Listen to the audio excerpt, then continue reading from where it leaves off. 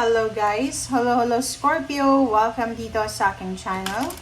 Kapalaran 888 Scorpio, alamin natin kung anong messages, vibration, gabay energy para sa lahat ng Scorpio. This is for the next 3 months, April, May, June. General reading Scorpio, tingnan natin kung ano ang message na para sa'yo. So I hope na makaresonate ka dito Scorpio. And I hope na gamitin natin ang ating intuition Scorpio para hindi tayo masyadong nag-expect ng kung ano-ano. Breach. Okay, weird. Okay, dito sa barahan mo na to, Scorpio, sinasabi ng barahan dito na medyo magulo yung isip mo siguro or medyo pabago-bago yung isip mo. Okay? So, dito sinasabi ng barahan na bago tayo gumawa ng desisyon or bago tayo maging, ano tawag dyan? Yung maging aggressive. Like, for example, may matanggap kang information, balita, communication, tapos bigla kang magiging aggressive agad without knowing kung ano yung nangyayari sa paligid. Dito mag-iingat ka.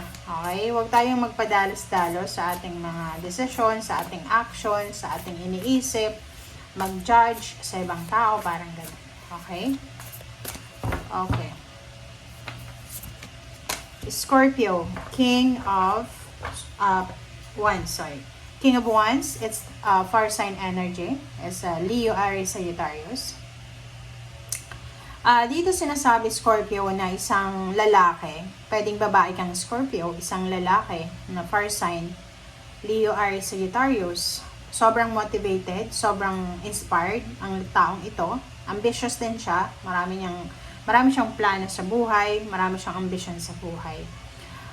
Ang taong ito ay napaka-importante sa'yo. So, pwedeng boss mo siya, employer, pwedeng asawa, partner, boyfriend, girlfriend.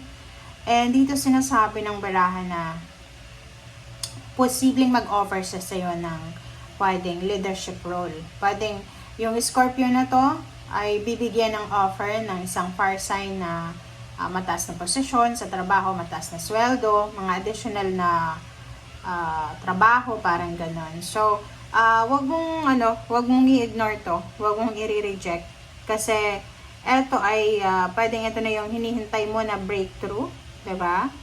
So, keep your eyes on the big picture and step into the spotlight, 'di ba? So, yun. And dito sinasabi na kailangan daw maging klaro, maging clear yung vision mo, yung purpose mo sa buhay. So, gano'n naman talaga pag may mga blessings na dumarating sa buhay ng tao, maraming mga tao dyan na magsasabi ng kung ano-ano sa paligid mo. So, yun, don't be sensitive sa mga criticism. Huwag kang padadala sa mga kung ano-anong sinasabi ng mga tao sa paligid mo. Okay? Okay, Scorpio.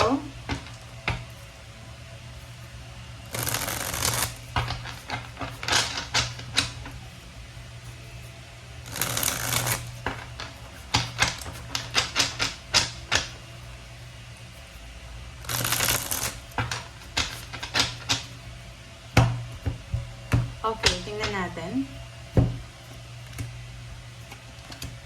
Three of Pentacles and Ten of Wands.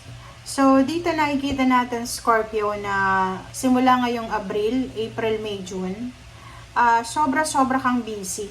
Okay? Sobra-sobra kang busy sa trabaho mo. Pwedeng yung iba sa inyo dyan ay abalang-abala sa pag-a-apply ng trabaho. Yung iba nagtatrabaho na, sobrang busy. Yung iba naman ay nagne-negosyo, sobrang busy siya. Wala siyang oras sa kung ano pa man, multitasking. Overworking, medyo imbalance to kasi sobra kang workaholic. Pero alam mo kung bakit ka sobrang workaholic sa ngayon. Okay, next card natin is Ace of Wands and then King of Wands. So dito sa Ace of Wands na to, tsaka sa King of Wands, sinasabi ng barahan na may ibang Scorpio na sobrang excited sa kung ano man itong bagong trabaho na papasukin nila. Excited sila sa like bagong contract, pwedeng renewal of contract or new company, new job, or etong new business na ilo-launch nila. So, Nakikita ko sa'yo dito, Scorpio, na sobra-sobra kang motivated, determinado, sobrang excited ka, confident ka sa kung ano man to na gagawin or sisimulan mo. Wow! If you're single na Scorpio, kung single ka, sinasabi ng barahan na may possibilities dito, lalo kung babae ka, may ibang lahi siguro na magkakagusto sa'yo, na o-offeran kayo ng kasal, diba? O-offeran kayo ng kasal, and ikakasal ka doon sa bansa niya, diba? Parang ganun.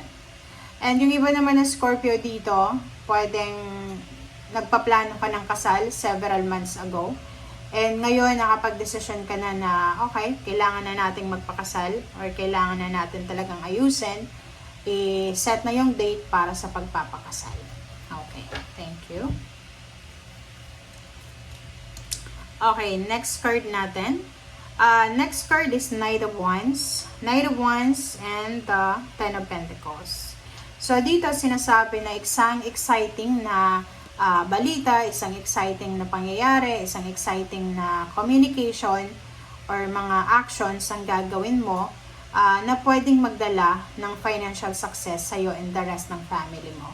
Yung iba din dito, sinasabi ng barahan na kung ikaw ay na-promote this April, sobra-sobra kang masaya, sobra-sobra kang excited, masaya, satisfied, dahil sa alam mo na may tataguyod mo na yung financial needs ng iyong pamilya. Yung iba din sa inyo dito, excited para sa family inheritance, sa reunion, pwedeng may kapamilya kang OFW na pauwi, pwedeng parents, siblings, or kung sino man sila. So, Ten of Pentacles, isa sa rason kung bakit sobra-sobra kayong nagse-celebrate, masaya kasi financially, yung mga pinoproblema nyo sa financial ay posibleng masettle nyo na or maayos nyo na. Okay, next card natin is Knight of Wands. Puro fire sign to. Knight of Wands in the Wheel of Fortune. So, talagang sinasabi sa'yo dito, Scorpio, ng baraha, na ituloy mo lang kung anong ginagawa mo sa ngayon. Ituloy mo lang kung ano yung plano mo sa ngayon. Dahil itong plano mong ito ay siyang magiging dahilan para mabago yung takbo ng buhay mo. Okay? So, yung Knight of Wands is all about future. So, yung future na to, sinasabi na in the coming months or years, may Scorpio dito na financially, lahat ng financial problems niya ay masasettle na. Magbabago ang takbo ng buhay emosyonal, magbabago ang takbo ng buhay pinansyal. Pwedeng few months from now, nasa ibang bansa ka na. Or pwedeng few months from now, nasa ibang company ka na or nasa ibang employer. Okay. Okay, next card natin is the Stars and Knight of Pentacles. Diba? So, yung last two cards mo dito, nagsasabi sa'yo, Scorpio, na parating na yung wini-wish mo or nandito na talaga, pwedeng hawak mo na.